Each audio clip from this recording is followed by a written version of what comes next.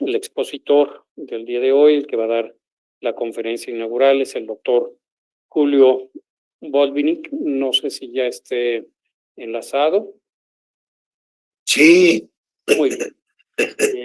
Voy a permitirme presentar al doctor Botvinnik. El trabajo que nos va a presentar es algunas contribuciones de Fromm al entendimiento del ser humano y de la sociedad. El doctor Botvinnik es doctor en Ciencias Sociales por el CIESAS Occidente, es profesor investigador del Colegio de México, investigador nacional emérito del Sistema Nacional de Investigadores, consejero ciudadano del Evalúa DF 2008-2012, coordinador técnico, director del Proyecto Regional para la Superación de la Pobreza en América Latina, del proyecto del PNUD de 1988 a 1991, director de Necesidades Esenciales en Coplamar 1980-1982, ha dedicado 40 años a estudiar y a combatir la pobreza. Ha publicado numerosos libros, artículos y capítulos del libro.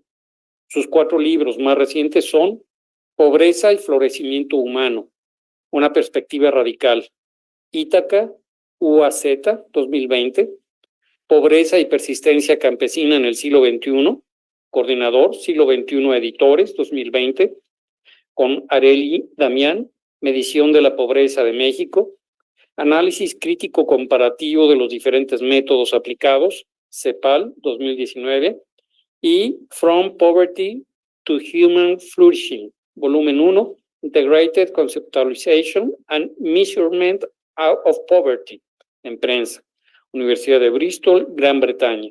Desde 1995 publica semanalmente en La Jornada la columna Economía Moral. Muy bien, doctor Julio, cuando usted quiera, empezamos.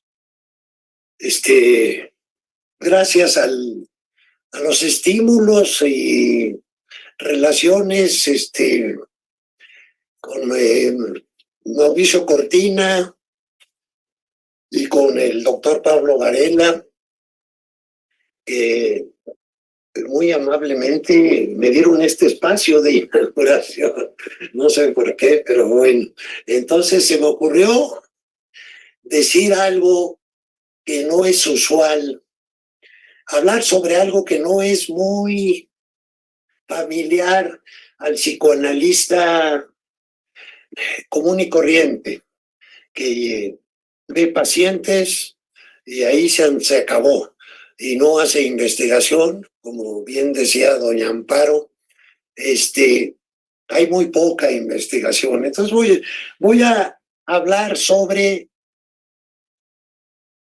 todo los temas de carácter y carácter social en el pensamiento de Fromm, y meto también inevitablemente a mi querido y recientemente fallecido Michael Maccoby, quien fue muy cercano a Mauricio Cortina y a mí. Yo fui su psicoanalizado. Era yo muy joven, y Maccoby llevaba muy poco tiempo en México, su español todavía no era muy bueno. Fui su psicoanalizado, y entonces lo voy a meter en el texto, y procedo a preparé un texto escrito, ni modo, espero que no sea demasiado aburrido. Empiezo relatando la concepción de Fromm de carácter y de carácter social que escribí en mi tesis doctoral. Yo me doctoré viejo por las exigencias estas del SNI, y mi tesis terminó siendo una tesis de antropología filosófica, y uno de los capítulos era sobre el pensamiento de Erich Fromm y de Michael Maccoby, y de ahí tomo buena parte de los materiales que les voy a presentar. Leo textualmente: el concepto de carácter social de Fromm se acerca al modo en que Marx solía analizar la conducta humana.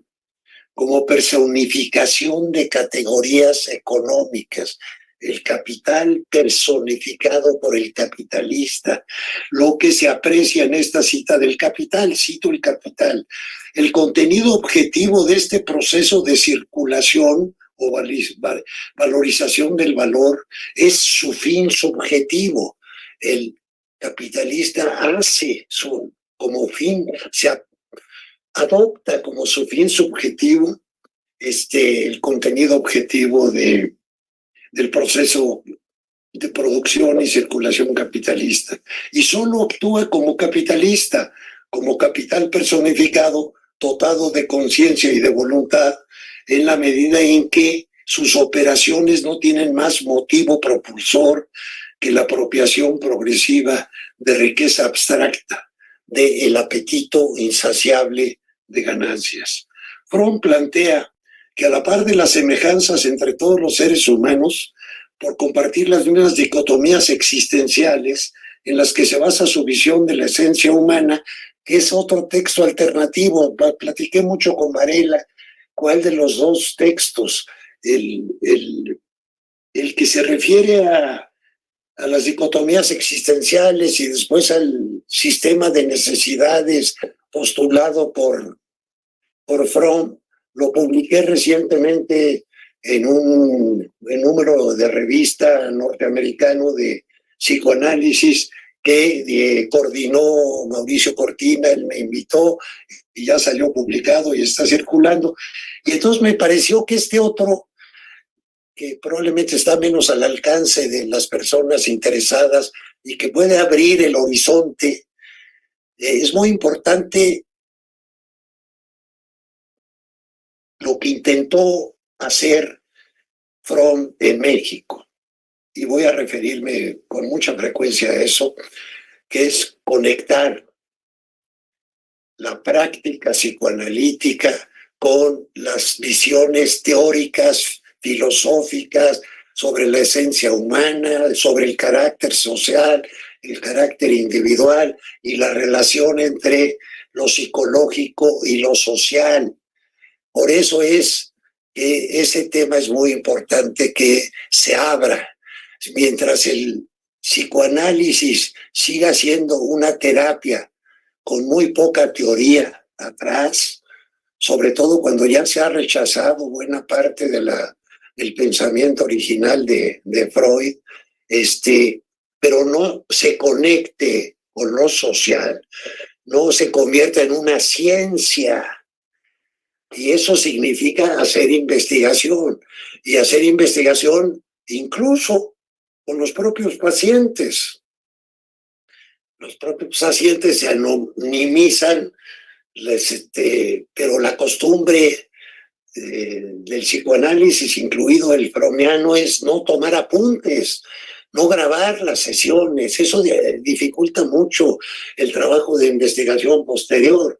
Por ejemplo, Maslow narra en alguno de sus libros tardíos, murió muy joven en 1970, cómo él abrió las puertas a la investigación de jóvenes estudiantes para que hicieran sus tesis doctorales sobre las grabaciones que existían de las sesiones terapéuticas que se habían involucrado. Y entonces tenían una muestra grande y pudieron sacar conclusiones que no son fáciles para el psicoanalista individual. La revista de psicoanálisis, más el estudio de campo del carácter social en Chiconcuac por parte de Fromm y Mapovey, son dos claras tendencias que quiso asentar Erich Fromm en el Instituto de Psicoanálisis, convertirlo en un centro de investigación. Cuando logra dar el salto el psicoanálisis a ese nivel, se puede convertir en una ciencia y los demás la van a ver como una ciencia y va a tener otra respetabilidad y se va a desarrollar la teoría. porque la teoría que no se realimenta con investigación empírica se va volviendo estática, absoluta, en fin, ortodoxa. Perdón, estoy desviándome del texto, me voy a alargar mucho. Bueno, Fromm plantea que a la par de la semejanza entre todos los seres humanos, por compartir las mismas dicotomías existenciales, en las que se basa su visión de la esencia humana y de su concepción de necesidades humanas, como dije, se presenta su diversidad. Los individuos son únicos por el modo en el que resuelven su problema humano. La infinita diversidad de la personalidad es una característica de la existencia humana. El carácter, junto con el temperamento, conforman la personalidad. El carácter es adquirido. El temperamento se refiere al modo de reacción y es algo constitucional e inmodificable. Esta parte de la teoría de Fromm sobre el temperamento y la constitución se quedó trunca porque no logró ligar lo que estaba haciendo con la cosa biológica, y creo que también Maccabee no logró avanzar en ese terreno. Hay muchos terrenos por avanzar conceptualmente, no solo de investigación. La infinita diversidad de la personalidad es una característica de la existencia humana. El carácter, ya lo había leído, perdón. El carácter se forma por las experiencias de la persona, en especial por las de su infancia, y es modificable por el conocimiento de uno mismo y por nuevas experiencias. Si una persona tiene un temperamento colérico, reaccionará rápido y fuerte, pero aquello ante lo cual reacciona de esa manera depende de su carácter. ¿Cómo reaccionamos? Es el temperamento. ¿En qué materia reaccionamos? Es en qué temas estamos interesados y cuáles son los que nos mueven, y eso tiene que ver mucho con el carácter. Si es una persona productiva, justa y amorosa, reaccionará de manera rápida y fuerte cuando ama, cuando se siente lleno de ira por la injusticia y cuando es impresionado por una nueva idea. Todas estas son las cosas que escribí en la tesis doctoral y todas son ideas de Fromm, no estoy inventando nada. Las diferencias de temperamento pueden dar lugar a preferencias que no tienen significado ético. En cambio, las diferencias de carácter son de la mayor importancia en términos éticos. Muy importante esa distinción. Freud elaboró una penetrante y consistente teoría del carácter, dice Fromm, como un sistema de impulsos que forman la base de la conducta, pero que no son idénticos a esta. La estructura de carácter determina la acción, como también determina los pensamientos y las ideas. Yo no sé cuántos psicoanalistas freudianos y de otras corrientes tratan de pensar, no categorizar, porque eso es muy rígido y es inflexible, pero empezar cuál es el carácter dominante de este nuevo paciente que tengo. Bueno, más allá de la, estoy citando aquí el libro hermosísimo, en mi opinión, de Fromm, que se llama Más allá de las cadenas de la ilusión, mi encuentro con Freud y Marx. Fromm concuerda con Freud en que los rasgos de carácter subyacen a la conducta, que podemos no ser conscientes de la acción de las poderosas fuerzas del carácter, que lo fundamental son los rasgos aislados, no son los rasgos aislados de carácter, sino su conjunto. El carácter es un síndrome. La diferencia básica con Freud es que Fromm rechaza que la libido sea la fuerza principal del carácter. Postula, en cambio, que las personas se relacionan con el mundo. Uno, adquiriendo y asimilando cosas, muy importante. Y dos, relacionándose con personas y consigo mismo. Esto coincide profundamente con el pensamiento de Marx. Al primero le llama el proceso de asimilación, cómo nos ganamos la vida, cómo producimos lo que necesitamos y cómo se asigna entre las personas, y el segundo es el proceso de socialización. Los dos procesos están abiertos y no como en el animal, determinados instintivamente. El ser humano puede adquirir cosas recibiéndolas, tomándolas o produciéndolas, pero tiene que adquirirlas y asimilarlas de alguna manera para satisfacer sus necesidades, mantenerse vivos y reproducirse para mantener la especie. El hombre no puede vivir solo sin relaciones con los demás. El ser humano es un ser social, profundamente social. Esto era muy claro en Fromm y obviamente coincide muy fuerte con Marx. Fromm define el carácter como la forma relativamente permanente en la que se canaliza la energía psíquica en los procesos de asimilación y socialización. El carácter es un sustituto del aparato instintivo del animal. Permite a la persona actuar con consistencia sin tener que deliberar a cada paso. Aquí recuerdo que Mauricio Cortina hizo un comentario reciente manifestando su desacuerdo con esta idea, porque esta idea supone que el instinto ha desaparecido casi totalmente, y entonces basándose en Bowlby, la teoría del apego sostiene que este es un instinto muy fuerte. Me gustaría alguna ocasión tener una oportunidad de platicar con Mauricio. Yo creo que el apego no es un instinto. Yo creo que el apego es resultado de las circunstancias en que nace el ser humano, igual que otros mamíferos, que depende durante un largo periodo de quien lo amamante, quien lo cuide, quien le enseñe a caminar, quien le enseñe a hablar. Es las circunstancias de que nacemos con el cerebro incompleto. No es que traigamos un instinto, es que de todos los niños, todos los bebés que nacen pasan por ese mismo proceso de dependencia absoluta de una figura o de varias figuras. Bueno, el carácter es, además desempeña el carácter una función selectiva respecto a las ideas y los valores. Es muy importante. Lo que pensamos depende de qué somos. Dime qué piensas y te diré quién eres. Las ideas seleccionadas, resultado del carácter, tienden a reforzarlo, ya que le confirman lo correcto de sus actitudes. La familia es la agencia psíquica de la sociedad, y al ajustarse a su familia, el niño adquiere el carácter que más tarde le permitirá ajustarse a las tareas que tiene que hacer en la sociedad. Esto después lo matiza Fromm muy claramente, porque se da cuenta que hay un rezago en los tiempos.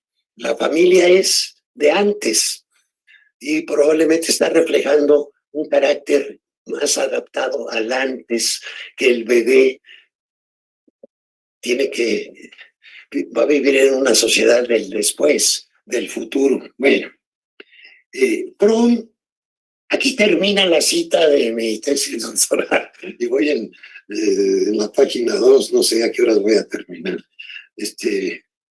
Por favor, Pablo Varela, avísame cuando ya me esté acercando a los límites del tiempo. Fromm señala que Marx, es que me entusiasmo y empiezo a añadir más de lo que por sí ya había puesto en el papel. Fromm señala que Marx postuló la dependencia mutua entre las bases económicas de la sociedad y las instituciones legales y políticas, su filosofía, arte, religión, etcétera. Las primeras, las bases económicas, determinan las instituciones legales y políticas y la ideología y y todo lo jurídico. Y es por eso le llamó Marx la superestructura ideológica determinada por la base económica. ¿Qué tipo de economía tienen? Es el tipo de superestructura jurídica, institucional, ideológica que van a tener para que refuerce la base económica, no para que la frene o la combata. Pero Marx y Engels, dice Fromm, no demostraron de qué manera se transforman las bases económicas en una superestructura ideológica. Fue una afirmación tajante desde el Manifiesto Comunista. La base determina las ideas. Pero a ver cómo ocurre esto. Y entonces viene aquí la gran aportación de Erich Fromm a la teoría social, a la teoría de la historia, rebasando con mucho el campo reducido de la terapia psicoanalítica. Mediante el uso de los instrumentos psicoanalísticos, dice Fromm, puede llenarse esta laguna en la teoría marxista y demostrar los mecanismos por los cuales se vinculan la estructura económica básica y la superestructura. Una de dichas conexiones radica en lo que he llamado el carácter social. Lo importante es la conexión. Ya no está no explicado de por qué la base económica o cómo la base económica determina, sino ya está metiendo un nivel muy derivado del psicoanálisis. Entonces, una de dichas conexiones radica en lo que he llamado el carácter social y la otra en la naturaleza del inconsciente social. Muy importante. El carácter social es el núcleo de la estructura de carácter que es compartido por la mayoría de los miembros de una misma cultura. Yo pondría una interrogación en la palabra mayoría. Porque el propio Fromm después dice que son los líderes, los que tienen el carácter, y después la investigación en Chiconcuac demostró que la inmensa mayoría tienen un carácter receptivo que es totalmente disfuncional a la agricultura campesina, y explican por qué muy bien. A ver si llego ahí porque el tiempo me va a ganar. Bueno, el carácter social es el núcleo de la estructura de carácter que es compartido por la mayoría de los miembros de esa cultura. El concepto de carácter social, señalan Fromm y Maccoby, porque estoy citando ahora el libro de ellos, el del sociopsicoanálisis del campesino mexicano, no se refiere a la estructura de carácter completa, altamente individualizada, única, que existe en cada individuo, sino a la matriz de carácter, al síndrome de rasgos de carácter que se han desarrollado como una adaptación a las condiciones económicas, sociales y culturales comunes del grupo. Esto es el libro de carácter social en el poblado campesino, que se publicó primero en inglés y luego se tradujo al español. Y aquí dice, los líderes de un grupo cualquiera, y yo le pongo como comentario, no eran la mayoría, son el análisis crítico así de detalle, casi de deconstrucción de estos textos de Fromm, no lo he hecho, porque mi propósito en mi tesis doctoral, donde escribí casi todo esto, era encontrar la aportación o el esquema de necesidades humanas que estos autores tenían, pero como en el caso de Fromm y Maccoby, esto estaba muy ligado al carácter, ahí tuve que meter largos apartados sobre el carácter. Bueno, los líderes de un grupo cualquiera serán con frecuencia aquellos cuyo carácter individual es una manifestación particularmente intensa y completa del carácter social. Claro, el que manda tiene necesariamente un carácter muy distinto al que obedece. Por eso es que la palabra mayoría que critiqué hace rato no me parece que sea adecuada. Bueno, en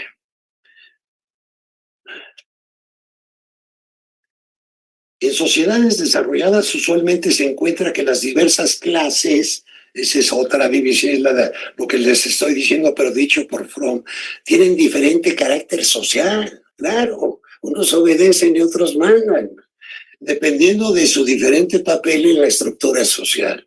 Esto mismo encontramos en la comunidad campesina estudiada, añaden, claro. Dice Erich Fromm que el carácter social es la banda de transmisión, como en las empresas de la revolución industrial, esas bandas de hule que hacían que el movimiento de una máquina abajo se transmitiera a otra parte arriba. Es la banda de transmisión que liga e integra la estructura y la superestructura de una sociedad. La base económica determina el carácter social. Y esto lo vamos a ver muy claro con el ejemplo de la sociedad campesina, y el carácter social, determina la ideología. Por su parte, las ideas, una vez creadas, también influencian el carácter social e indirectamente la estructura económica de la sociedad. No es un camino de ida nada más, sino también de regreso. Una vez creada la ideología, refuerza el carácter social, y la consolidación de un carácter social refuerza la base económica porque le permite funcionar, si es el adecuado, que casi siempre es, por lo menos a largo plazo. El esquema expresa esta concepción, este esquema que les dibujé con los dedos. La función del carácter social, continúa Fromm, es moldear la energía de los miembros de la sociedad en forma tal que su conducta no implique una decisión consciente en cuanto a observar o no las pautas sociales, sino el deseo de actuar como tienen que hacerlo. Es tan fuerte, se nos internaliza esa cosa y deseamos hacer y ser como tenemos que hacer y ser para que la estructura económica funcione. Al mismo tiempo que se obtiene satisfacción del hecho de actuar de acuerdo con los intereses y necesidades de la cultura. El capitalista está muy contento y siente que está promoviendo. El obrero, si hace bien su trabajo, siente que está obedeciendo y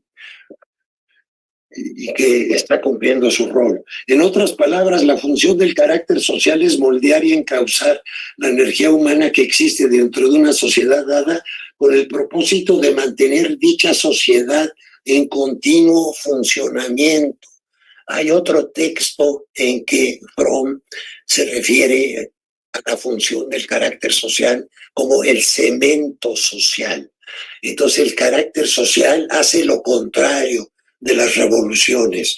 El carácter social consolida lo existente, mientras que las revoluciones tratan de modificarlo, destruirlo. Las demandas de su papel social, señalan Fromm y Maccoby, deben convertirse en su segunda naturaleza.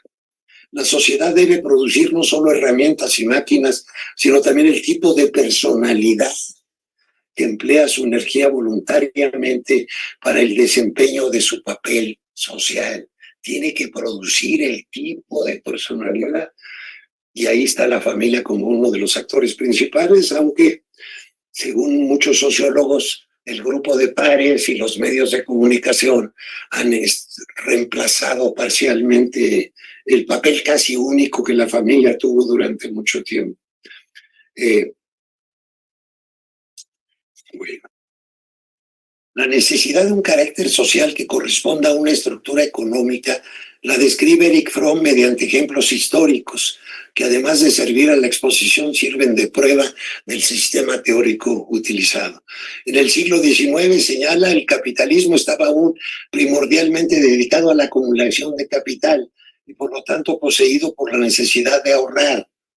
Tenía que fortalecer la disciplina y la estabilidad mediante principios dentro de la familia, la religión, la industria, el Estado y la Iglesia.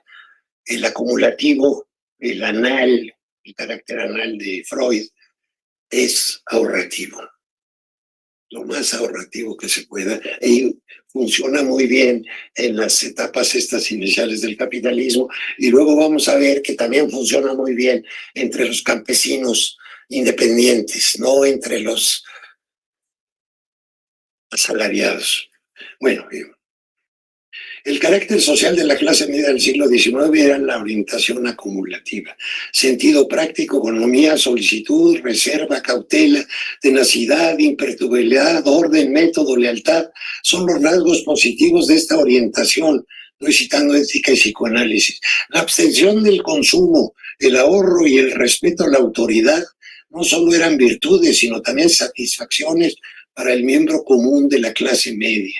La educación y la familia no son, pues, en este esquema, las causas de la evolución del carácter del niño.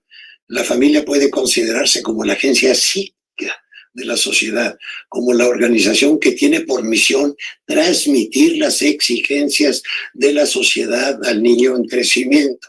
Y ahí viene el problema del desfase, porque entre las generaciones pasan muchos años y la sociedad a veces cambia muy rápido. La formación del carácter social, señalan Erich Fromm y Maccoby, es mediada por la influencia de la cultura total, los métodos de crianza de los niños, de la educación en las escuelas, la literatura, el arte, la religión, las costumbres, en breve, el tejido social en su conjunto garantiza su estabilidad. Con frecuencia el carácter social se retrasa, aquí lo dice Fromm, se retrasa respecto a los nuevos desarrollos sociales y económicos porque enraizado en la tradición y en las costumbres es más estable. Y el choque de generaciones en parte se explica por eso. El adolescente empieza a sentir que la sociedad le está demandando otra cosa muy diferente que lo que le demandaban sus padres. Es por la testarudez con la cual el carácter tradicional persiste que es muy difícil explicar la conducta social solo como aprendida o mediada por la imitación. Erich Fromm aplicó este esquema en El miedo a la libertad, su gran obra original de los 30s, 40s. Sí, la edición de Paidós en español es del 47, donde estudió la relación entre capitalismo y protestantismo. El derrumbamiento de la sociedad medieval llegó a amenazar a la clase media. Esta amenaza originó un sentimiento de impotente aislamiento y de duda que provocó la atracción ejercida por las doctrinas de Lutero y Calvino. Esa es otra cosa. Se pueden producir muchas ideas en distintas épocas, pero las que van a tener importancia en una época son las que están alineadas con el zeitgeist, con el espíritu de la época. Los rasgos de carácter así desarrollados se transformaron en fuerzas creadoras en el proceso de formación del capitalismo, el cual fue consecuencia de cambios políticos y económicos. Este es Fromm. A pesar de que las ideologías están determinadas por la base económica, tienen cierta independencia en su desarrollo, autonomía arraigada en las leyes lógicas y en la tradición del conjunto del conocimiento adquirido en la historia. Pero para que las ideas puedan estar fuertemente arraigadas en los individuos y constituyan una fuerza efectiva en el desarrollo histórico, deben corresponderse con el carácter social del grupo o nación. Grupo, aquí ya está distinguiendo grupo o nación en cuestión. A diferencia de Freud, que consideraba que el carácter del ser humano quedaba fijado desde la infancia, Erich Fromm y Maccoby sostienen la hipótesis de que el niño o niña empiezan con todos los caracteres potenciales. Esta es una hipótesis muy bonita, muy interesante. Algunos más fuertes y otros más débiles constitucionalmente. Esta liga con lo constitucional yo no he encontrado donde las explicita Fromm, y que experimenta con varias orientaciones de carácter. Vamos experimentando y se vuelven dominantes las más adecuadas para la adaptación a su medio particular. Los autores apuntan que esa adaptación puede tener altos costos. Debe subrayarse, continúan, que la influencia de la familia, aunque muy poderosa, debe siempre operar a través de la constitución del niño. Por constitución entienden más que el temperamento. Esto no me queda claro a mí. Se refieren a la estructura básica de la personalidad. Las relaciones en la familia pueden ayudar a realizar positivamente esta estructura o bien a su distorsión. Esto es cierto especialmente cuando los padres tratan de forzar en el menor un patrón de personalidad socialmente deseable, pero que está en pugna con su temperamento constitucional. Esto tampoco es muy claro, que a cada temperamento deba coincidir un carácter. En fin, son de las muchas cosas que nunca trabajó. Yo he leído los 4 o 5 libros fundamentales, no los he leído, los he estudiado y los he releído y no he encontrado esas cosas. Bueno, el niño en crecimiento puede actuar en términos de una personalidad impuesta, pero no estará en contacto con las fuentes más profundas de su yo original. Se puede condicionar a un niño mediante premios y castigos, manipulando su ansiedad para que se convierta en lo que no es, pero el resultado será conflicto interno, pérdida de energía, ausencia de alegría, neurosis y algunas veces psicosis. Ahí está una teoría sobre la psicosis en función de el carácter que se le quiere imponer y el que no puede ser o no quiere ser. Bueno, la importancia de las experiencias infantiles no excluye cambios de carácter posteriores, es decir, la estructura de carácter formada en los primeros años tiene normalmente suficiente flexibilidad para que ocurran cambios posteriores. Sin embargo, hay una buena razón por la que uno debería esperar un carácter completamente inflexible, puesto que la familia, es Fromm el que está hablando, puesto que la familia representa el espíritu de la sociedad a la que entra el niño, las mismas influencias continúan moldeando la estructura del carácter del adolescente y del adulto, claro. Si la familia y después el grupo de padres, el lugar donde trabaja, etcétera, etcétera, del adolescente y del adulto, están alineados, se refuerza. Pero si no están alineados, hay contradicción. Y cuando cambia muy rápido la sociedad, puede haber fallas en los alineamientos. Puesto que la familia representa el espíritu de la sociedad a la que entra el niño, sí. Por tanto, la estructura del carácter adquirida en la infancia es constantemente reforzada en la vida posterior, siempre que las circunstancias sociales no cambien drásticamente. Y creo que sobre todo siglos XX y XXI y XIX también han sido cambios muy rápidos. Puesto que este es normalmente el caso, surge la impresión que el carácter es definitivamente formado a la edad de 6 años. Estoy citando el trabajo de Pobreza Campesina. El otro eslabón entre la estructura social y las ideas, aparte del carácter social, esto es parte de la teoría macrosocial, macrohistórica de Fromm, lo constituye para Eric Fromm el inconsciente social, que se refiere a aquellas zonas de represión comunes a la mayoría de los miembros de una sociedad.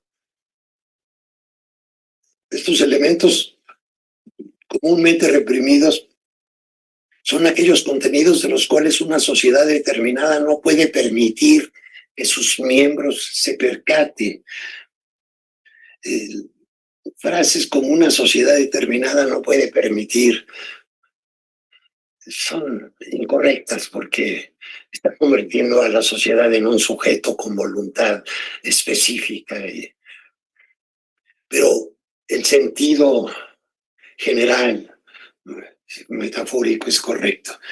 No puede permitir si dicha sociedad con sus especiales ha de funcionar satisfactoriamente. Es de más allá de las cadenas de la ilusión. Hay dos mecanismos básicos o filtros sociales que impiden la concientización de ciertos hechos o ideas: el sistema de categorías y la lógica. O sea, ese inconsciente social se alimenta por dos mecanismos que son los filtros sociales, y uno de ellos es el sistema de categorías y la lógica. Dice Fromm, solo pueden advertirse aquellas experiencias e ideas que puedan vincularse con el sistema de categorías mediante el cual percibo. Por eso es que el pensamiento oriental es tan difícil de entender para los que estamos creados en el mundo occidental, porque pensamos con la lógica formal y la lógica paradójica o la lógica dialéctica que se usan en otras instancias no son prácticamente incomprensibles y además rechazados. El lenguaje es un filtro social, ese es el otro. Una experiencia que no tenga en el idioma palabra que la designe rara vez podrá franquear el umbral de la percepción consciente. Es interesante que hay idiomas, ahorita se me va algún ejemplo, que carecen de una palabra para referirse a ciertas cosas que nosotros consideramos fundamentales. La lógica hará difícil en una cultura pegada a la lógica aristotélica percibir hechos o ideas que la contradigan. Los tabús sociales son el otro elemento de filtro, aparte de las categorías y la lógica, que declaran prohibidas ciertas ideas y emociones. Aquí la prohibición es explícita. La carne de cerdo no se puede comer para los judíos y para los musulmanes. Las irracionalidades de cualquier sociedad determinada traen como resultado la necesidad de que sus miembros repriman la percatación de muchas de sus propias sensaciones y experiencias. Sin este mecanismo, la estabilidad social sería inalcanzable. A lo mejor está exagerado lo de sería inalcanzable, sería más difícil. Si la mayoría se hubiera dado cuenta cabal del hecho que se les estaba explotando, dice Fromm, explotando, usa el término marxista duro, se habría acumulado un resentimiento tal que hubieran puesto en peligro al orden existente. La razón básica para que una persona reprima un hecho o idea es el miedo al fracaso y sobre todo al ostracismo, a que te dejen solo. Estos elementos varían en una sociedad dada de una clase social a otra y dependen de las posibilidades objetivas de promover un cambio. Si objetivamente no hay esperanzas de un cambio positivo, lo más probable es que todos los individuos se apeguen a las ficciones. Esto pasa todo el tiempo en el mundo. Y dice uno, ¿por qué no avanzan las ideas críticas? Pues porque no hay posibilidades reales. Y ser crítico en una sociedad donde no hay posibilidades de cambio es muy frustrante. Eso lo vivo todos los días. Ya que la percepción de la verdad no haría más que hacerlo sentir peor. Las sociedades y clases en descomposición generalmente son las que más firmemente se apegan a sus ficciones. Las clases medias venidas a menos es el ejemplo clásico, que tienen una tendencia muy fuerte al fascismo. De eso se trata, que tiene que ver con Fromm profundamente. El libro, que es muy difícil de leer, yo no lo he trabajado, he hojeado partes de Adorno, de Theodor Adorno, la personalidad o el carácter autoritario. Ese es el libro por el cual se peleó Fromm con la gente del Instituto de Frankfurt, porque ese libro está hecho con un pensamiento freudiano absolutamente ortodoxo. Le da uno risa a ciertos pasajes porque ya casi nadie, claro, es un libro que se escribió en los 50. Bueno, cuando llegaron a Estados Unidos, ahí se publicó el libro. Bueno, pero tiene que ver con esto de las sociedades y clases en descomposición. Ellos tratan en ese libro de identificar, igual que Fromm en El miedo a la libertad, quiénes son los grupos sociales que son clientes muy obvios del fascismo y quiénes van a seguir al fascismo con mucha claridad. Y básicamente su estudio es eso, es la historia del fascismo, muy interesante. Qué lástima que se pelearon. Fromm, cuando hizo el estudio del campesino mexicano, quiso hacer lo que no lo dejaron hacer en Frankfurt, porque él ya había hecho un cuestionario, ya lo había levantado entre trabajadores alemanes. Y cuando empezaron a ver Horkheimer y los otros, sus textos de interpretación no freudianos, sino post-freudianos, que ya era post-freudiano Fromm, lo corrieron y no lo dejaron publicar. Se quedaron con esa base de datos y el cuestionario interpretativo que se usó lo volvieron a usar Adorno y otros, y después con variantes es el mismo que usaron en Chicocuac. Bueno, puesto que no tiene nada que perder y ganar, exacto, las clases en descomposición, puesto que no tienen nada que ganar con la verdad, pues no buscan la verdad. Y a la inversa, las sociedades o clases sociales que están destinadas a un futuro mejor ofrecen condiciones que hacen que sea más fácil advertir la realidad, sobre todo si esta percepción les ayuda a efectuar los cambios necesarios. La represión de hechos e ideas facilita y requiere, para tener una imagen coherente del mundo, que el hueco se llene con ficciones, con ideologías. Voy muy lento. Si Pablo me manda una señal por aquí tenía mi celular para ver, son 7:21, no me fijé a qué horas empecé. Debe haber empezado como al 20 para las 7. No llevo tanto, a lo mejor, Pablo. Tú ahí me mandas un mensaje, me haces una señal, yo aquí te veo. Bueno, para comprender mejor el concepto de carácter social, es necesario presentar la tipología de caracteres que manejaron Fromm y Jacobi hasta sociopsicoanálisis del campesino, y después las tipologías de caracteres que manejó Jacobi en sus investigaciones posteriores a 1968 en Estados Unidos. Jacobi se regresó y hizo investigaciones usando en principio las teorías freudianas entre los empresarios norteamericanos. Son cosas muy importantes que hay que leer, y es un campo muy difícil, y yo quisiera poder homenajear a Jacobi, mi primer psicoanalista, quien me ayudó a cortar el cordón umbilical de una manera clarísima. En El miedo, la libertad, ética y psicoanálisis de la sociedad contemporánea, Eric Fromm formuló una tipología de caracteres. Está mandando un mensaje. Todavía estamos en tiempo. Ok, me lo está mandando. Formuló una teoría de caracteres y la aplicó tanto a los caracteres individuales como al concepto de carácter social. Para esta tipología, Eric Fromm partió de la idea que la definición del carácter tiene lugar en los procesos de asimilación y socialización. Para identificar las posibles orientaciones en el proceso de asimilación, Eric Fromm dice que el ser humano puede adquirir cosas recibiéndolas, tomándolas o produciéndolas. En cuanto al proceso de socialización, señala que el ser humano puede relacionarse con otros de diversas maneras, puede amar o odiar, competir o cooperar, puede construir un sistema social basado en la igualdad o en la autoridad, la libertad o la opresión. A partir de estos elementos, veremos que son insuficientes, que hay otros implícitos.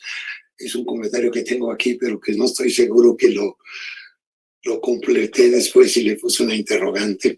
La tipología presentada en ética y psicoanálisis se la reproduje en un cuadro, pero no les voy a pasar el cuadro. Pensé que iba a haber dificultades para que lo vieran, pero veo que no, parece que está muy bien el funcionamiento de su sistema ya en el auditorio. Eric Fromm identifica 4 orientaciones improductivas y una productiva, que comprenden ambos procesos. El receptivo, en el proceso de asimilación, se asocia con el masoquista o sumiso en el proceso de socialización.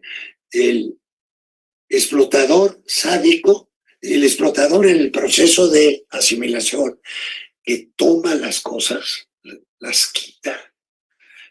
La figura clásica, pues, es el dueño de esclavos o el capitalista. Se asocia con el sádico en los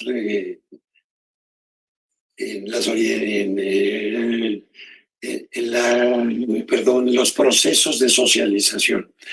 El acumulativo destructivo en un proceso, destructivo en el otro.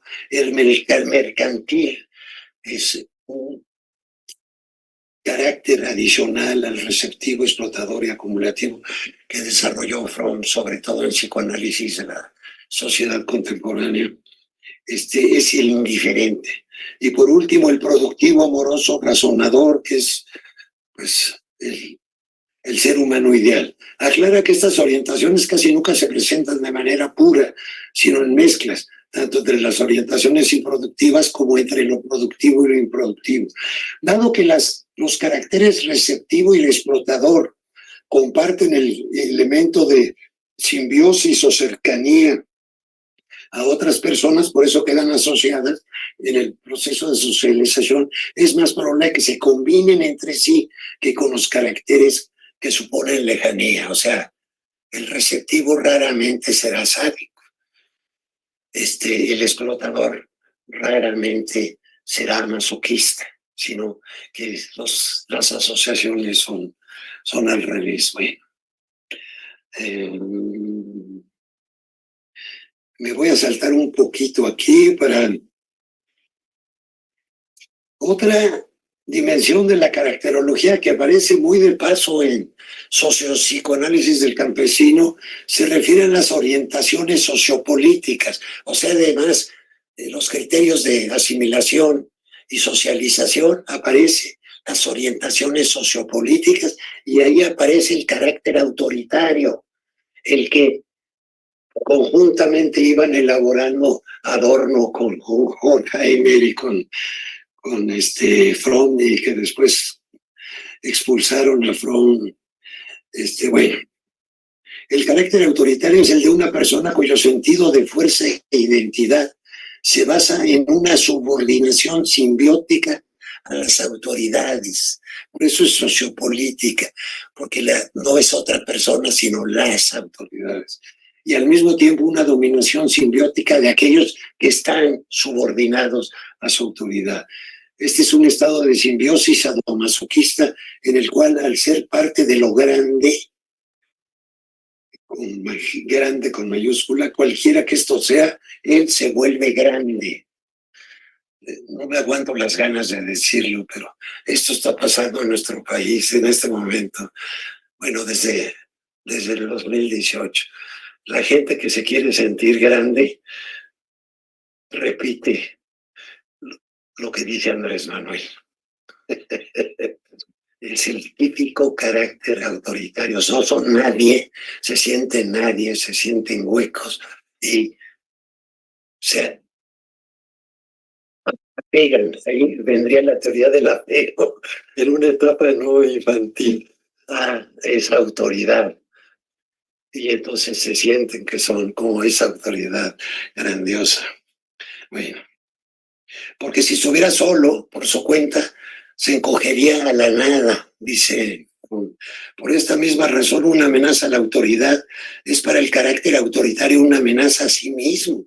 No toleran la crítica de Andrés Manuel, una amenaza a su cordura. Hay, sin embargo, diferencias al interior del rango del carácter autoritario, de acuerdo con el grado de sadismo, masoquismo que contenga. En el extremo negativo se encuentra el carácter autoritario maligno, que Erich Fromm asocia a las clases sociales en decadencia económica, como la clase media alemana después del 23, que eligió a Hitler, y los blancos pobres del sur de Estados Unidos, que eligieron a Trump, y que lo van a volver a elegir, por lo que ojalá y no, pero bueno. Viene una parte que repite un poco las orientaciones de carácter, y luego otra parte que hablo del carácter productivo según Fromm. Y aquí, pues, cosa que no hago muy seguido en este texto, critico un poco a Fromm. Creo que su carácter productivo nunca lo dejó claro, nunca fue preciso,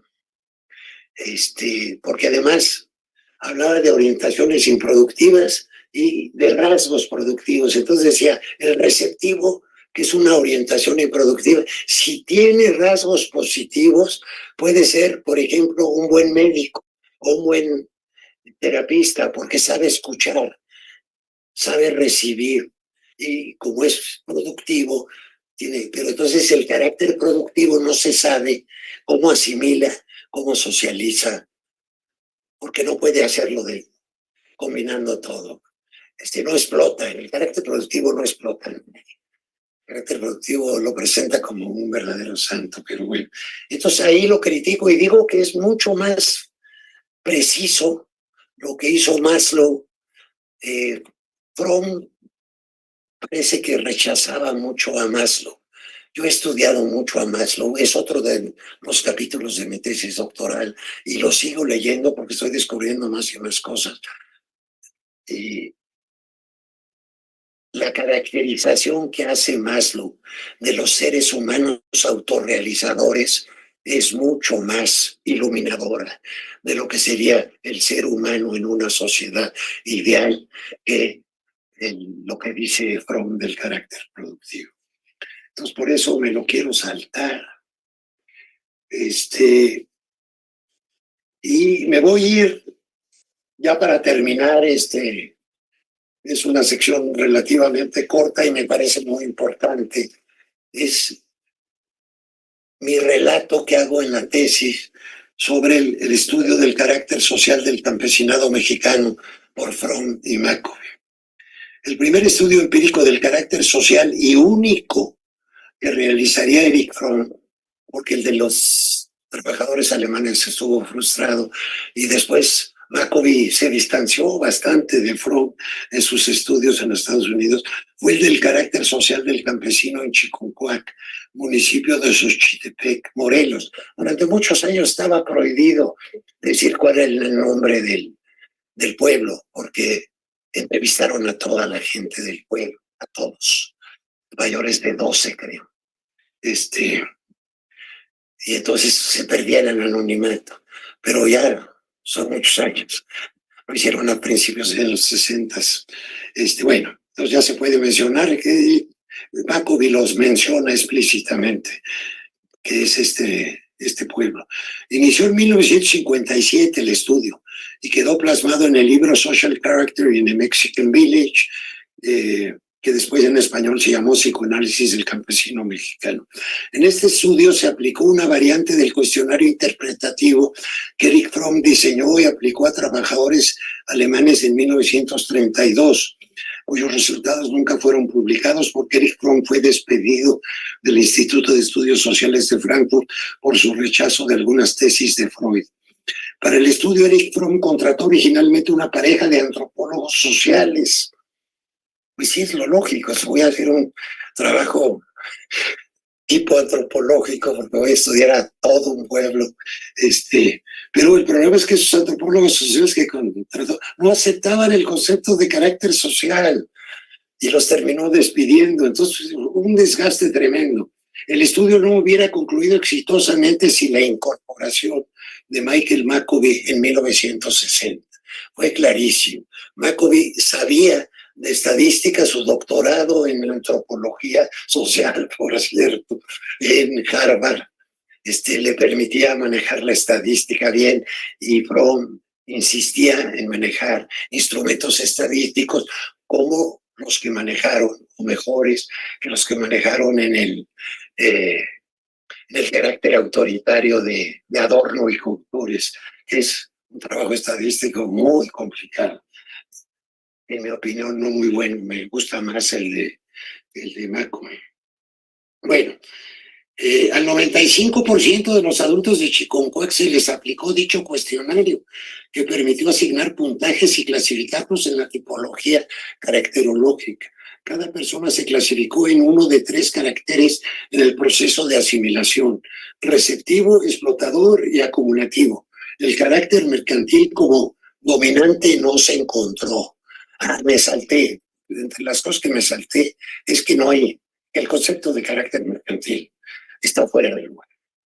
No cabe en las categorías porque no se refiere a los procesos de socialización, asimilación. El carácter mercantil es como la persona que sigue haciendo lo que dice Fromm y McCovey que todos los niños hacen, que experimentan con caracteres. El mercantil sigue experimentando toda la vida para hacer lo que a la gente le agrade y venderse como mercancía, pero no tiene nada que ver con socialización, asimilación. Entonces requeriría otra construcción, es una idea muy profunda que se deriva de Marx. Es el concepto de ser humano alienado, que totalmente depende de la opinión de los otros y se convence a sí mismo y termina siendo como los otros quieren que sea. Es espantoso, es espantoso. Nunca fue dominante en ningún país, ni siquiera en Estados Unidos en los años 50. El carácter productivo no se clasificó en Chiconcuac como categoría de independiente. No explican por qué, sino que a cada persona se le calificó en una escala de productividad de 1 a 6, que se cruzó con la orientación en el área de asimilación. Los receptivos 1, receptivos 5, receptivos 6. El 10% tanto de hombres como de mujeres quedaron con la calificación 6, o sea, muy productivos. Los hallazgos muestran que la productividad entre los hombres está asociada al carácter acumulativo. Muy importante ese hallazgo. Y muy contradictorio porque nos horroriza el carácter acumulativo. Porque es el anal el que retiene las heces, el avaro, y negativamente con el receptivo. Entre las mujeres no hay asociación empírica entre productividad y algunas de las orientaciones caracterológicas. También es un problema conceptual muy difícil que tendría que resolver quien se ponga a trabajar en estos temas. Uniendo los puntajes 5 y 6 de productividad, los autores encontraron que de los hombres receptivos, solo 9% tenían esos puntajes, los altos. Eran muy pocos los productivos, mientras lo alcanzaban 48% de los acumulativos. Casi la mitad de los acumulativos eran altamente productivos. Y 40% de los explotadores, que eran poquitos en el pueblo. Los varones productivos en esta comunidad campesina son sobre todo los acumulativos, señalan Eric Fromm y Mako. Es necesario especificar que Chiconcuac está en la zona de influencia de un ingenio azucarero. No sé si sigue existiendo el ingenio. Creo que sí, creo que es el ingenio de Zacatepec. Solo una parte de los hombres poseen tierra ejidal, mientras poco más de la mitad carecen de ella y eran jornaleros o medieros. La influencia del ingenio hace que una decisión central para un campesino con acceso a tierra sea cultivar caña de azúcar o algo diferente. Si cultiva caña de azúcar, se pone bajo el mando del ingenio. El ingenio le dice cuándo, cómo y dónde, y si es necesario, contrata peones asalariados y a él nada más le da la renta de la tierra. Explican la presencia del tipo acumulativo productivo por la influencia específica del modo de producción campesino que favorece la orientación acumulativa. Enumeran razones de esta adaptación entre modo de producción y carácter productivo acumulativo. 1. Dadas las incertidumbres de clima y plagas, en la agricultura no sabe uno si va a obtener la producción. En la industria está uno seguro que va a obtener la producción, o casi absolutamente seguro. Porque en la agricultura, plagas, no llovió, etcétera. Guardar parte de dadas las incertidumbres de clima y plagas, guardar parte de la cosecha para alimentos y semillas, acumular más que consumir, ha sido necesario desde el comienzo de la agricultura. La avaricia del campesino es racional. El campesino casi siempre trabaja solo, con su ayuda de la familia. Tiene que ser independiente y autodeterminado. La actitud conservadora respecto a las innovaciones se basa en que viviendo al borde de la subsistencia, la experimentación con nuevas cosechas es muy riesgosa. El trabajo campesino requiere que la persona sea metódica y ordenada. Muy importante. Las fechas en que se siembra es central. La fecha en que se hace el primer deshierve, etcétera, etcétera. El campesino no puede acelerar el crecimiento de las plantas, no puede ser intromisor, debe ser paciente, debe ser taoísta. Al vender, el campesino se confronta con un mercado incierto y con intermediarios codiciosos, debe ser desconfiado, porque son unos explotadores terribles, se llevan casi todo. Como se aprecia, un análisis espléndido. Espléndido. Yo puedo añadir muchas cosas más, porque una de mis especialidades, en la cual publiqué un libro reciente que leyó Pablo, es persistencia y pobreza campesina en el mundo.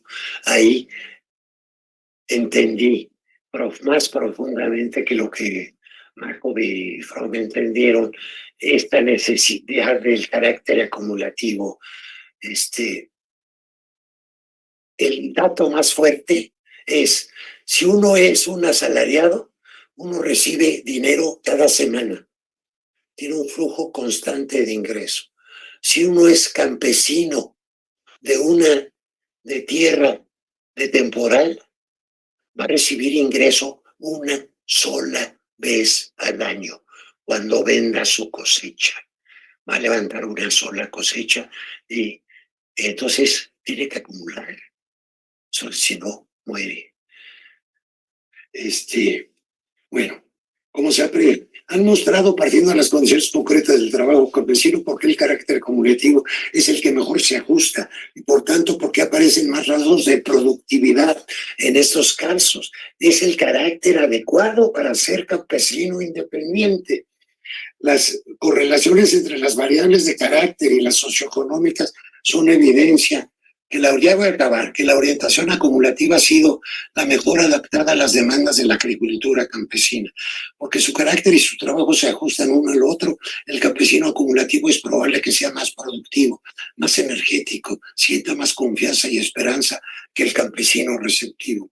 Muchos receptivos se sienten débiles, dependientes e inferiores. Pueden tratar de conversar estos sentimientos actuando rudamente, probando que son hombres, entre comillas, pero este síndrome suele llevar al alcoholismo. Erich Fromm y Markov exploran si él o los caracteres que se adaptan mejor a los requerimientos del modo de producción no son más exitosos y prósperos, obteniendo una respuesta positiva, ¿sí? Producen más, tienen más ingresos. Doctor Julio, le quedan 10 minutos. Ya voy en 2 minutos acabo. Más las preguntas que haya o comentarios. Si el modo de producción es un factor decisivo en la formación del carácter que se adapta a él. Si el trabajo como campesino independiente tuvo éxito en cambiar el carácter de los individuos receptivos que se volvieron ejidatarios, se preguntan. Para contestar esta pregunta, comparan el carácter de los campesinos con y sin tierra, tratando de encontrar si el ser ejidatario tiene algún impacto en términos de carácter. Todos dependían de una hacienda, todos eran peones. Viene la revolución, hacen la reforma agraria y dotan de tierra a muchos. Entonces esta pregunta es fundamental. Su respuesta es negativa. No encontraron correlación estadística entre el carácter y ser o no ser ejidatario, o sea, tener o tener tierra. No es tener tierra lo que convierte en acumulativo a una persona. Es el acumulativo que tiene tierra funciona mejor. Ante estos resultados se preguntan por qué no desarrollaron rasgos acumulativos los ejidatarios si estos son los más adecuados para el trabajo campesino libre. Parece que no está fácil desarrollar nuevos rasgos de carácter. La respuesta principal está en la presencia del ingenio. Esta es una explicación muy buena, lo que les permite a los ejidatarios elegir entre cultivos independientes o caña de azúcar y volverse dependientes del ingenio. La caña es mucho menos rentable que otros cultivos, especialmente el arroz. Es arroz del mejor del país. Morelos es el mejor arroz del país junto con el de Sinaloa. ¿Por qué entonces plantaría un ejidatario caña y no otros cultivos? El ingenio trata de estimular el cultivo de caña ofreciendo beneficios especiales, cuidados médicos gratuitos, seguro de vida, posibilidades de becas para enviar a sus hijos a escuelas técnicas o profesionales y empleo para sus parientes. O sea, los protegen. Aún más, el ingenio minimiza el trabajo para el campesino. El campesino productivo acumulativo trabaja de una manera que maximiza el ingreso, mientras el receptivo improductivo no lo hace. El campesino que planta solamente caña evita el trabajo duro. Cortar caña es el trabajo más duro que pueda uno imaginar. Se requieren 4,000 kilocalorías de ingesta diaria para aguantar el trabajo de cortar la caña. Y la única manera que lo logran muchos campesinos es tomando aguardiente. Trabajan un rato, hacen una pausa y en lugar de agua, aguardiente para inyectar calorías directo Torrent. Su conducta implica una actitud diferente hacia el trabajo y una diferente estructura de carácter. El ejidatario que planta un mínimo de caña y usa el resto de su tierra para cultivos más productivos. El cultivo de la caña indica un campesino receptivo, improductivo, sumiso y orientado a la madre. Este síndrome sugiere que la decisión de plantar caña no se debe solo al deseo de evitar trabajo fatigante, sino que los ejidatarios que buscan la protección materna se sienten atraídos por la oferta de seguridad, del ingenio. Ahí está el apego, a costa de menores ingresos y de su independencia.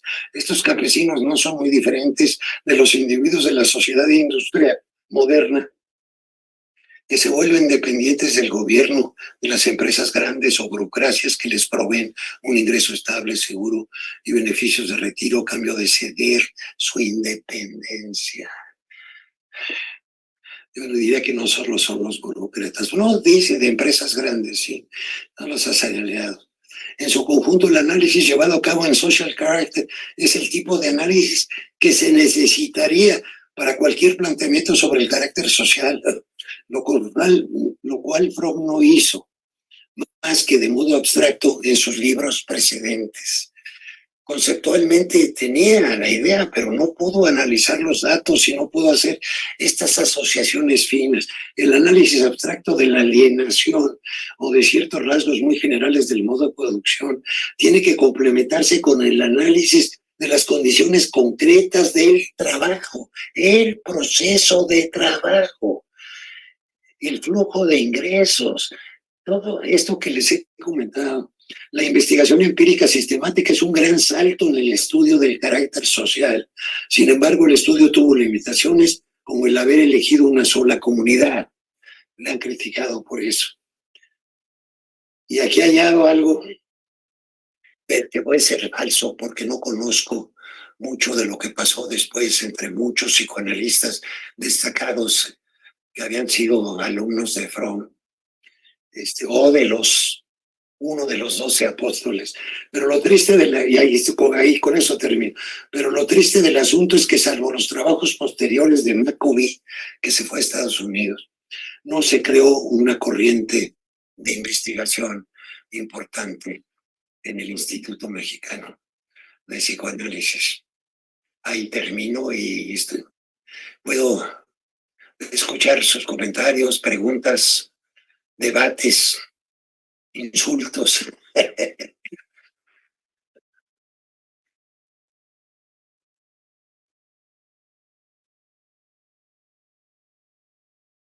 De presentación por parte del doctor Julio Botnick y que creo que pues se puede prestar a muchos comentarios, sobre todo pues por lo que nos toca aquí en el instituto que se ha hecho con todo este trabajo que hizo Fromm, McCovey, y bueno, pues escuchamos los comentarios, preguntas, si alguien del público quiere participar, por favor.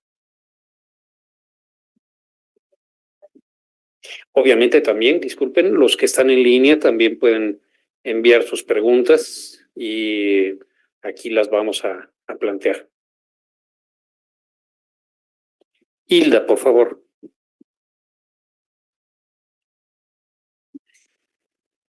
Felicidades, Julio, por la excelente presentación y estudio de esto, del carácter social, las investigaciones que se han hecho.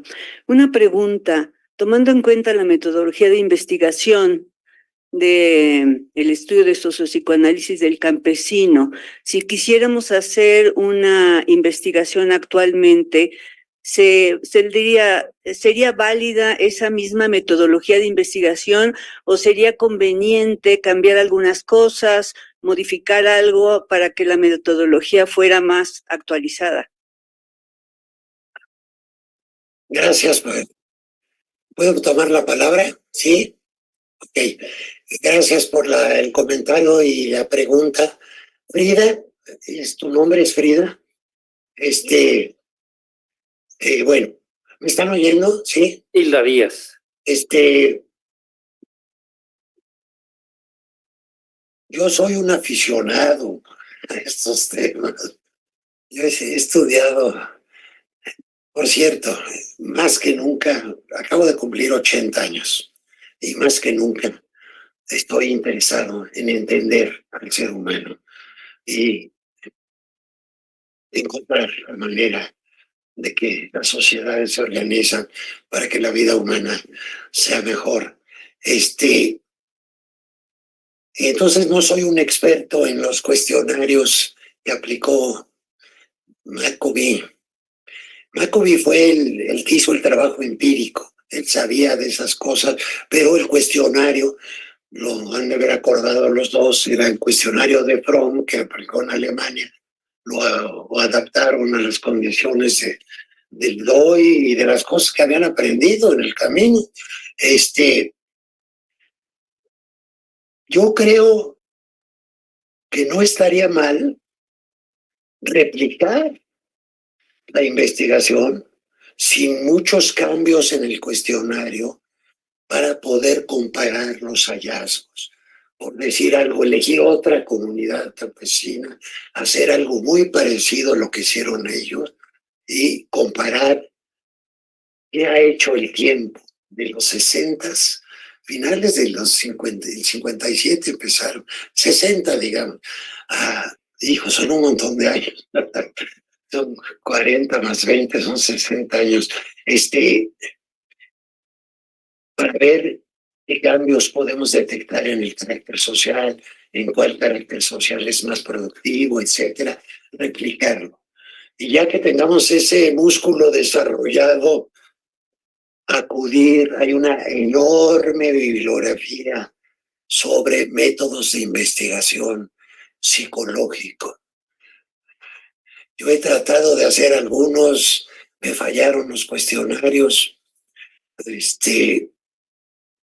Por ejemplo, sabemos, una de las cosas que se han investigado mucho, con cuestionarios incluso en línea, que hacen un convenio con la persona, los encuestadores, que les voy a llamar a cada uno de los que le dan ese convenio y les da un celular si no lo tienen, o si tienen su celular pueden usar su propio celular, y los voy a llamar 2 veces al día durante los 7 días seguidos de una semana en horarios aleatorios, y ustedes tienen que tomar la llamada y en los 5, 10 o 15 minutos máximo, después de haber tomado la llamada, contestar un cuestionario de cómo se sentían, con quién estaban, qué estaban haciendo.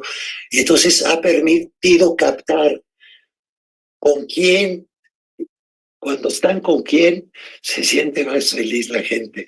Cuando está haciendo qué, se siente más feliz la gente. Entonces, hemos aprendido muchas cosas sobre el bienestar y si lo pudiéramos ligar con la cosa de carácter, sería maravilloso.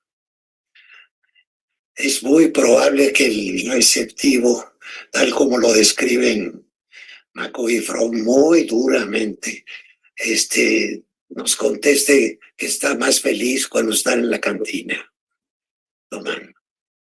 Y sea el único momento en que está plenamente feliz. En cambio, habrá otros acumulativos o productivos, autorrealizadores, para usar el término, que se sienten muy bien cuando están haciendo lo que les gusta hacer, como pintar al pintor, componer música, tocar música, ayudar a los demás, al filántropo, al santo. Ok. ¿Otra pregunta? ¿Otro comentario? Sí, tenemos una persona que está en línea que quiere hacer una pregunta. Por favor, Roberto. Sí, nos dice Edna Rodríguez. Primero lo felicita, muy interesante su exposición y pregunta que dónde puede conseguir su tesis. Buena pregunta. La tesis, como todo lo que he escrito, bueno, como el 90 y tantos % de lo que he escrito, porque hay rezagos, está disponible en mi página web, que no es más que http://www.juliovolvinic, todo seguido, con minúsculas.org. Entran a eso y ahí está todo lo que he escrito en mi vida y lo pueden bajar. Está incluida la tesis. La tesis nunca la publiqué. Publiqué hace 2 años un libro que recoge partes importantes de la tesis, pero no recoge, por ejemplo, el artículo, el capítulo de Fromm, porque es mucho más reducida. La tesis son 2 volúmenes, son 700 páginas de tamaño carta, es un texto larguísimo y en parte por eso no lo publiqué, pero en este publiqué, es una versión sintética. Lo que trae mucho ahí es mi visión a la que llegué. En la tesis doctoral, después de revisar a muchos autores sobre teorías de las necesidades, y sobre todo revisar a Georgi Marcus de la Escuela de Budapest, que trabajó junto con Georgi Lukács. Escribió un libro maravilloso que me cambió la vida, un librito de 75 páginas que se llama Marxismo y Antropología. Después de exponer con mucho detalle la visión de la esencia humana que da este individuo, rebasando a Marx en muchos sentidos, porque aportó cosas nuevas. Es muy marxista, pero muy seguidor de Marx, casi no lo critica, pero lo rebasa en varias ocasiones. Después de hacer todo eso, llegué a una concepción de qué es lo bueno para el ser humano y qué podemos llamar la sociedad buena. Y eso sí está en mi libro que fue publicado por, lo leyó en mi currículum Pablo, es publicado por la Universidad Autónoma de Zacatecas y editorial Ítaca. Se llama Pobreza y Florecimiento Humano, una perspectiva radical. Se puede conseguir todavía en Amazon y me dijeron que en las librerías del sótano también. Es que ya se agotó prácticamente la edición. No se va a sacar una segunda edición porque voy a hacer una versión ampliada y modificada de ese libro que ya la terminé. Ya está en manos del siglo XXI. Siglo XXI va a sacar, digamos, la segunda edición de ese libro. Ahí pueden consultar eso y todos los capítulos de mi tesis están en mi página web, igual que los demás libros que he escrito y los más de 200 artículos y capítulos de libro que he publicado en esta larga carrera de 60 años arrastrando el lápiz. También Sandra Paredes Ángeles nos pregunta, ¿cómo trabajar lo terapéutico en estos sectores sociales? Creo que somos ajenos a una terapia con trabajadores campesinos. Es muy, muy, muy buena observación y yo tampoco soy experto en terapia. El otro día me sorprendí a mí mismo porque me puse a leer a un psicólogo muy destacado que yo no había leído, porque lo citaba cada rato Maslow, Abraham Maslow, uno que se llamó Carl Rogers. Ustedes deben haber oído hablar de él. Y una de las cosas que me sorprendió de su libro es que es el análisis de cómo se siente el psicoanalista y cómo se siente el paciente. Es maravilloso. Yo dije, yo nunca había leído, nunca encontré material de Fromm que hablara de la actitud íntima, profunda del psicoanalista y del paciente, cuál es la que suele ser y cuál es la que debería ser, y enfatiza mucho la no intromisión y enfatiza mucho, por tanto, la actitud taoística de respetar al otro, entenderlo, sentir esa empatía total con el otro, pero vamos por hacer algo. Dice, porque no funciona. Solo funciona ese querer cambiar y ser alguien distinto cuando surge del paciente mismo. Y bueno, entonces yo no podría decir mucho, pero hay, y Maslow y Rogers la mencionan mucho, en Fromm no lo he visto, hay técnicas de terapia colectiva, claro, y pueden ser algunas muy eficaces. El ejemplo más destacado de todos es Alcohólicos Anónimos. Alcohólicos Anónimos es una terapia, claro, orientada a un fin muy particular, pero en que la gente solita se cura a sí misma. Y puede haber un facilitador, alguien que les ayuda, pero que no haga intromisión. Eso es lo que se me ocurre respecto a esa muy interesante cosa. ¿Cómo ligar terapia con investigación?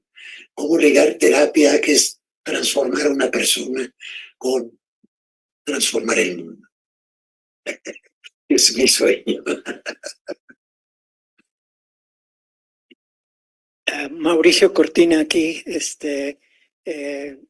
Primero quiero felicitarte por tu cumpleaños, y también expresar mi enorme admiración que de tu trabajo a través de todos estos años. Espero que Claudia te escuche. Sé que AMLO no te escuchó, pero espero que tengamos una persona con un carácter que no sea autoritario en Claudia. Ya veremos. Sí, bueno, rápidamente tres comentarios que quiero hacer. Uno es tu referencia a mi crítica de Fromm en cuanto a la naturaleza humana. Y lo que quiero especificar claramente es que la crítica principal va al concepto de Fromm de que habíamos roto con la con nuestra filogenia, con nuestra herencia evolutiva, que había un rompimiento en el que el carácter social era el sustituto, ¿sí? Y mi crítica a eso es que no es cierto que hay un rompimiento total. Las consecuencias de pensar que hay un rompimiento total es lo que lleva a Fromm a pensar de que la única manera de lograr una independencia es romper con los lazos primarios.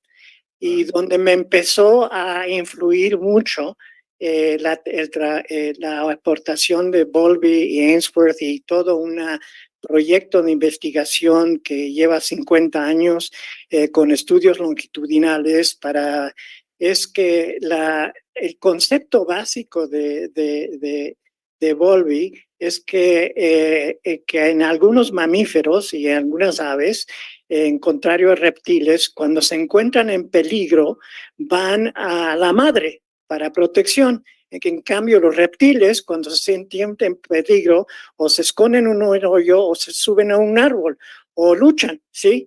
De manera que es la diferencia, y en eso no somos diferentes. He tenido yo la oportunidad ahora de tener dos nietitas de 5 y 3 años, y veo muy claramente de que cuando están estresadas, afligidas, hay una jerarquía muy clara. Van con el mamá o el papá porque se ha quedado tiempo cuidando a los niños, de manera que la jerarquía, pero prefieren a la mamá. Y cuando están con nosotros, hay veces están con nosotros todo un día, lo veo muy claro. Si están afligidos, van con mi esposa.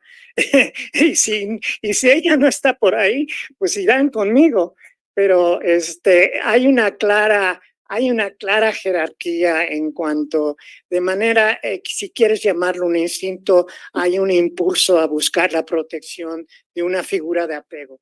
Puede ser la madre, puede ser cualquier ser cuidador. De manera quería aclarar este punto y decir que tenía también una correlación con el desarrollo, que me parece también una idea de que la idea de simbiosis no es una idea adecuada de un desarrollo normal.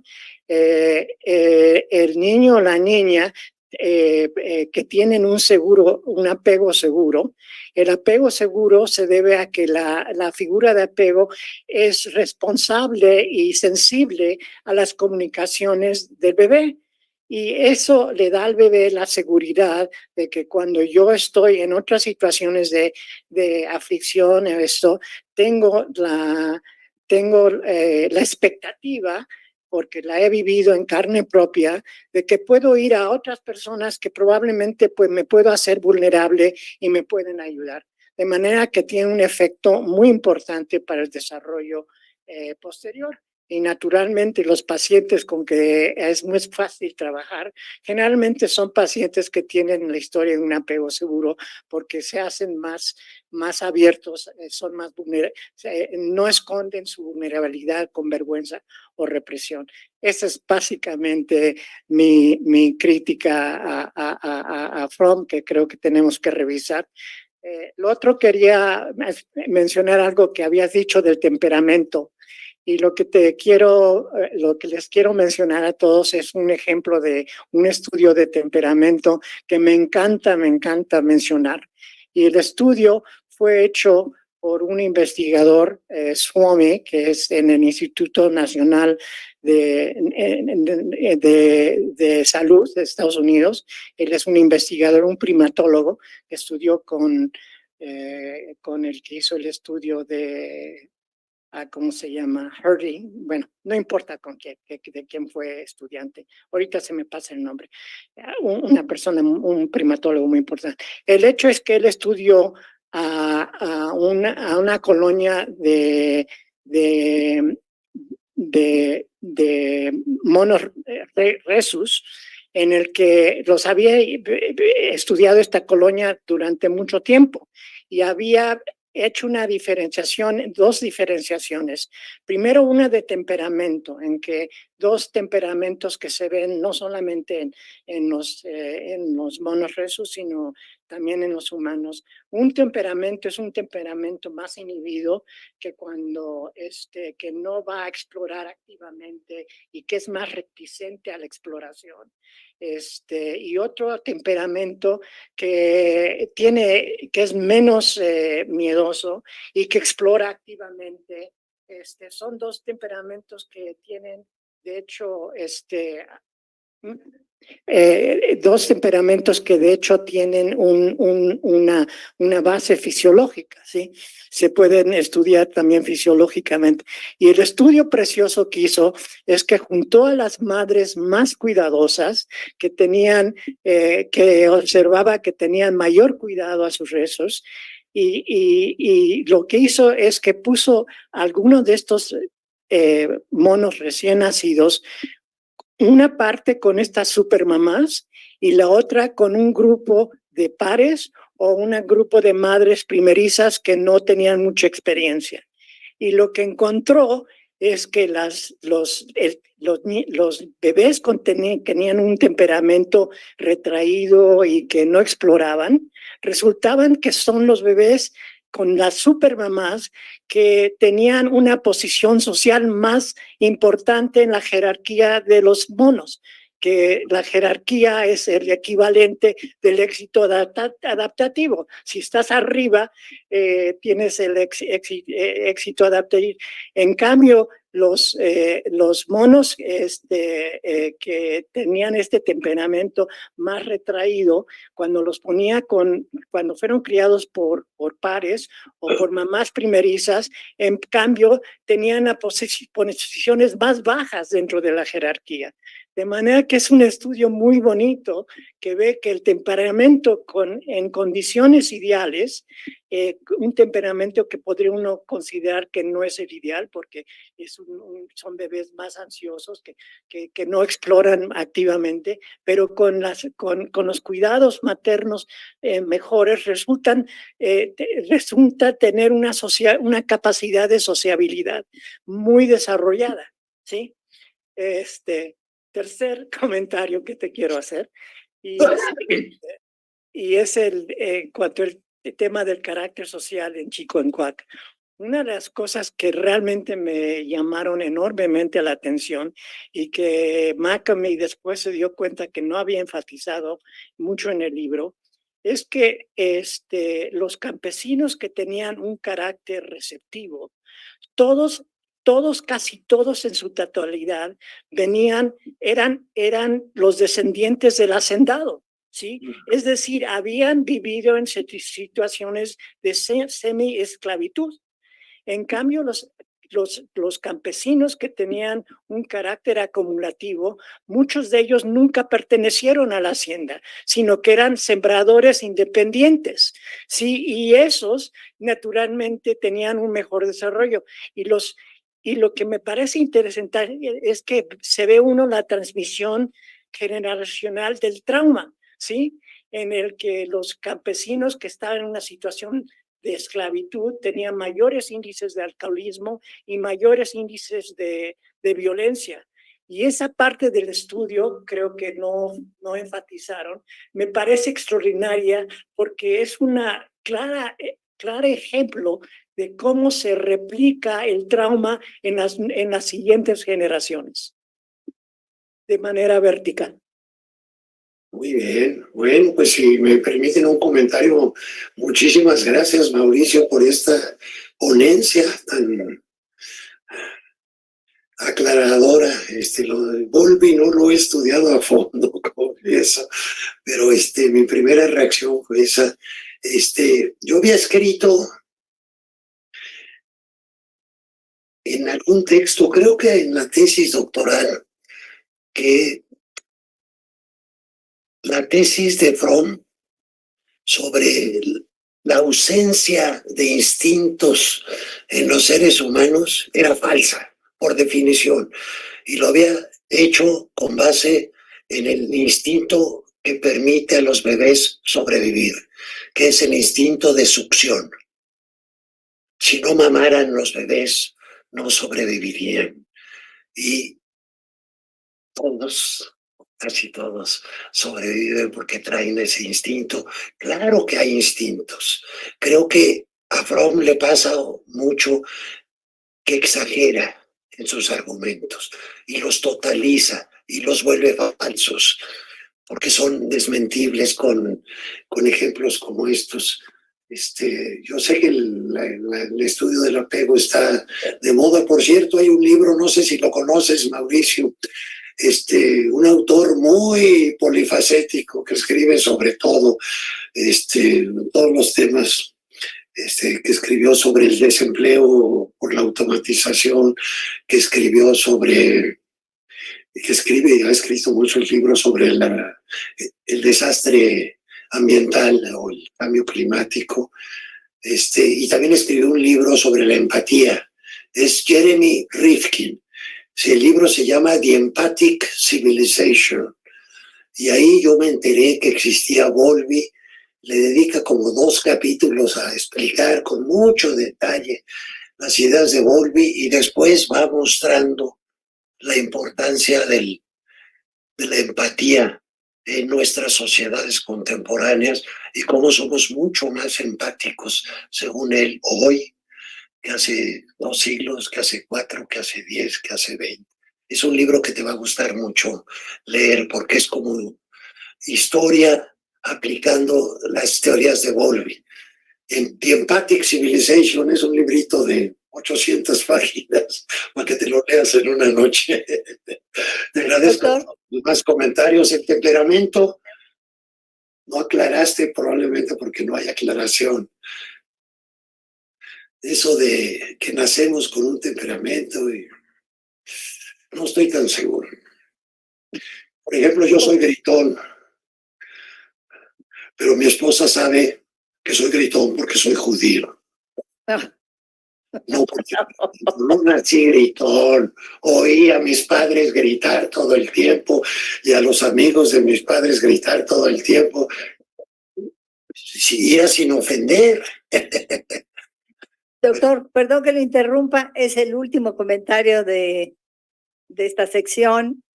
Y solamente con respecto a lo que dijo de Fromm, nosotros tenemos prácticamente toda la parte técnica de Fromm grabada en las cintas de los seminarios donde él supervisaba.